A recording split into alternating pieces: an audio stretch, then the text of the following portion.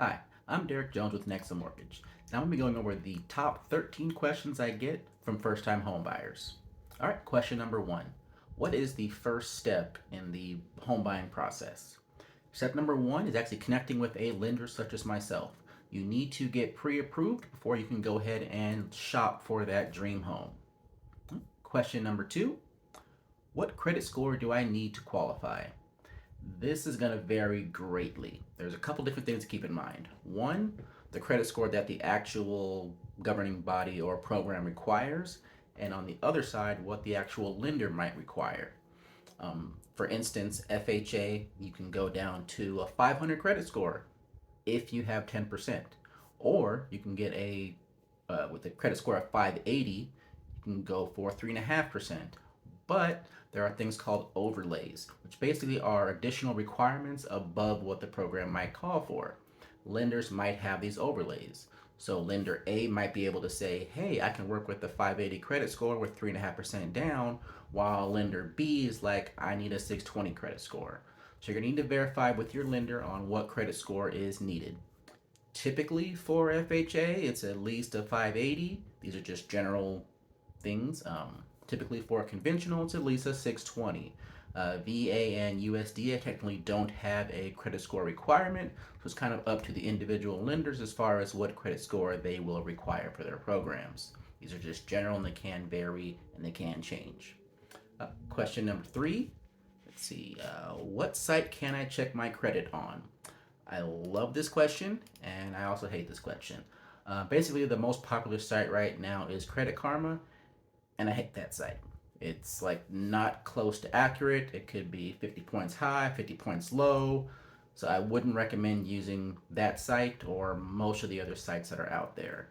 The one I find that is closest to what us lenders are pulling is the myfico.com website.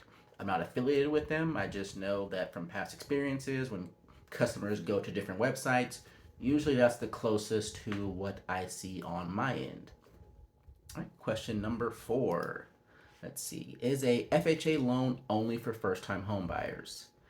I see this a lot. People are like, oh, I'm doing the first-time home buyer loan. Like, oh, what are you doing? Oh, I'm just doing FHA. Well, FHA is not only for first-time home buyers. You can be a repeat buyer. This can be your fifth home. The thing with FHA, it requires, the minimum is 3.5% down. So it's good there. But the other great thing is it does have a higher DTI, which I'll get into a little bit later in this video. And the requirements as far as credit and credit events are more relaxed than, say, a conventional loan. So that's why a lot of first-time buyers like to do an FHA loan. But you don't have to be a first-time buyer to use it. It's not designated for first-time buyers. It's a little bit more relaxed than conventional in regards to requirements. All right, question number five, what are we on here? How do I buy a home if self-employed? So the biggest thing with self-employed is going to be income documentation. So I'll give you a little difference here. If you are a standard W-2 employee, we go off your gross income based off your W-2. If you're self-employed, you get to write off things on your tax returns. So we go off your net on your tax returns. This is for a traditional mortgage. So that's kind of the difference there. So yes, you can still get a mortgage, but keep in mind, if you want to do a FHA conventional loan, we're going to go off your net on your tax returns. So even though you might, bring home $10,000 a month, if your tax returns show you made $20,000 that year, we're going to base it off that $20,000 that your tax returns show for a traditional mortgage. There are other types of non-traditional or non-QM mortgages called like bank statement loans where we actually do go off your bank statement. So you go off what you actually show in the bank. Downside of that, you usually get a slightly higher interest rate, and usually the down payment is at least 10% down for those non-traditional mortgages. But like I said, if you are self-employed, you can definitely still do FHA, conventional, VA, USDA. We're just going to go off your net on your tax returns. All right, question number 6. Are down payment assistance programs dead? This one I don't like. Because I always get this question because people come from me like, hey, my lender told me that all down payment assistance programs are done. They're not doing them anymore. That's incorrect. Programs are still out there. That particular lender just might not participate in those programs anymore. I'm in California, but I'm licensed in a few states. Uh, California still has the Cal HFA, the Golden State Financial Authority program. Texas still has the TSHAC. There's other programs in Florida like the SHIP program. They're all still out there, and they're all, they are changing, and sometimes certain parts of the program aren't available. But programs in general, for all the states I'm licensed in, they've never stopped operating. They've been available for the past 2 years. So you might just need to shop around to a lender that still has a program or look to one of the national programs if you're needing down payment assistance. All right, question number 7. How long does the process take? It can kind of be broken up, I'll say broken up into 3 parts. So there's the initial pre-approval process. You submit your application and you give the lender all of the required documents, which I'll touch on a little bit later. They can usually take that information and verify your credit and your credit, your income, your debts, liabilities. You can verify that and spit out a pre-approval to you in a day. They can take it one step further and they can get it all sent through underwriting, so you're underwritten up front. That might take an additional 24 to 72 hours depending on the company and how long their processes take. So you got either one day, you got 1 to 3 days, or you have the entire process, which basically once you get into contract and you close. That on average is about 35 days right now, give or take, depending on your lender and loan program. If you're doing a down payment assistance loan and that file needs to get through your lender and then through the other down payment assistance program underwriting, it might take a little bit longer. If your lender's on the spot and they got you underwritten up front and the appraisal flies through or no appraisal is needed, yeah, you can close in 2 weeks. But on average, about 35 days is what we're seeing from contract to close. Okay, and where are we at? Number 8. How much can I get approved for? So this is going to be based on your income and your debt. Lenders consider this, or you might hear the term DTI or debt to income. So this is basically taking your gross monthly income and dividing it basically by your monthly debt, including your mortgage. So different loan programs have different DTIs or ratios that they go off of. Like for instance, FHA can go up to like a max of like a 56.9.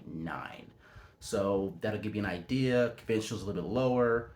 So basically, combine those two, you get your debt to income. That's going to tell the lender how much you get approved for.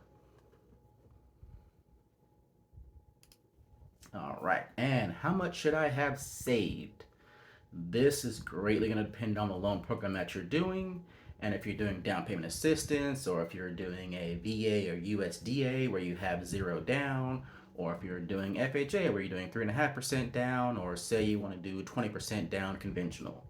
So basically what I like to tell customers is, you take your down payment, and then you also have closing costs, which is the cost of buying that house, basically the cost of all the other ancillary things that need to get done. So the cost of the loan, cost of the title work, escrow, the notary, all of that kind of goes to your closing costs. Big portion of that is taxes and insurance that are paid up front. So that can vary by your state. Some states have really high property taxes, so that's going to increase the closing cost. Generally, I can say it's might be 2.5 to 3% of the loan amount might be your closing cost in general. So you take your 3.5% down, you added another 3% for your closing costs, so you got your 6.5% that you might be obligated to pay for your cash to close at the end of the game. There are other things you might need to have money for up front as well, like things like inspections and appraisals. Your inspections, depending on the type of home you get and the inspections that you get, that might be $1,000. Your appraisal, another $700. So you're gonna need funds along the way as well. All right. All right. And how do I compare a loan estimate? This is always a tricky one because usually when I get people that reach out to me and like, hey, am I getting a good rate? It's usually really late in the game. If you want to compare loan estimates, it's best to kind of try to compare lenders during the pre-approval process just to get an idea of where they're at with rates and fees. And then as soon as you get into contract and within that first 3 days you get your loan estimate, compare then, not when you're a week away from closing. And when you are looking at rates, I always say look at a few different things. One, yes, look at the rate and see what the monthly payment is compared to that rate. But also look and see if the lender is charging you points to get that rate. Points are basically a fee to buy down the rate. Rates can vary lender to lender. Lender A might have a 5% rate for your credit score in your situation, and it doesn't cost you anything. Lender B might have a 4.9% interest rate, but it's charging you 2 points, which is basically 2% of the loan value. So when you compare, you want to look at the rate, you want to look at the points, any possible lender credits, and any additional fees that the lender might be charging that are specific to that lender. There are certain things within that loan estimate that the lender has no control over. So things like homeowners insurance, we don't control that. We don't control property taxes. We can estimate how much the appraisal is going to be, but we don't actually set the fee for the appraisal. The appraisal management company or the appraiser does that. So just be sure you're comparing apples to apples and looking at the, rate, any points, any underwriting processing fees, and if you're getting any lender credits per that lender.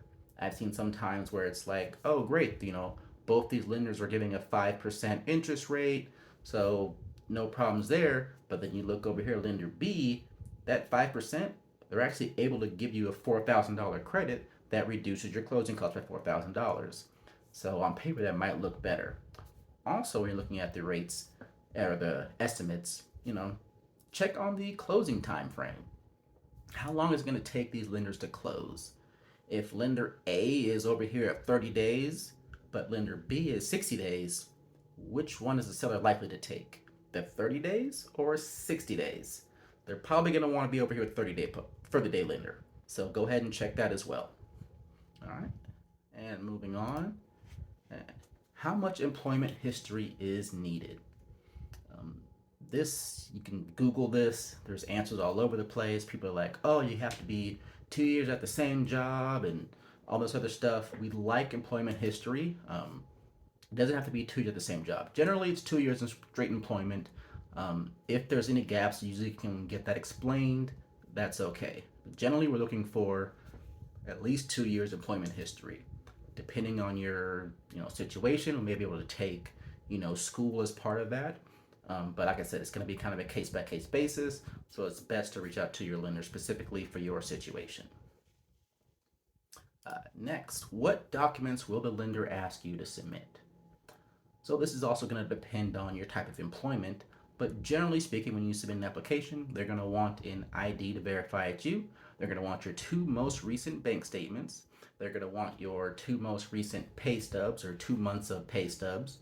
And if you're a W-2 employee, they're going to want 2 W-2s just to verify your income. If you're self-employed, they might be asking you for your 2 latest tax returns. So, last year, the year before, and your year to date, so they can get an idea. That's generally documents they're going to ask for up front so they can verify who you are, how much you're making, and then they're also going to pull your credit and see all your liabilities. So those are the documents that you will most likely need up front. Last question. Where do I find the best lender? I'm right here. No, just kidding.